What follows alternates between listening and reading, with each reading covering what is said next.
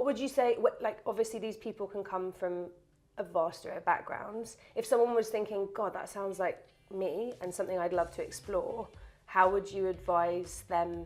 Let's say it's a performance marketing manager who loves the creative side. How would you advise they transition to like a creative strategist?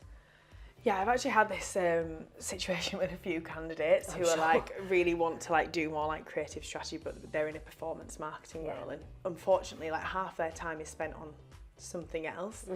I think like if you're in a role where, you know, you're in a bigger business and you're in a bigger business and like there's not the opportunity to just kind of jump into different things, it's like very structured, you're doing your thing, you can't just stay in your lane kind of thing, but you want to get more involved in this. I think like doing stuff like just on the side, like freelancing or consulting on the side, like doing these workshops that like some of my candidates have done, you can get like a mentor in that space. Yeah, nice.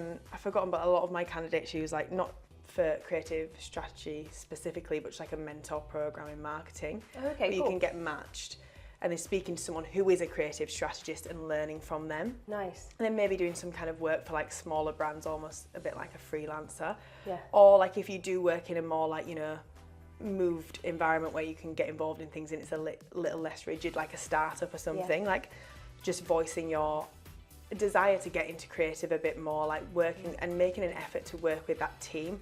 Like if you're in performance and it's separate and it's in brand and creative, like going over, getting involved in like brainstorming ideas, understanding everything that goes on that you don't know goes on in that team over there, and just try and pull those teams together, because in a lot of businesses they're separate, but I think more recently because of this big focus on creative, like they're all in one growth team now, instead of like separate functions. Yeah. And I think it's like bringing them together and like maybe pushing that agenda internally could maybe help get exposure.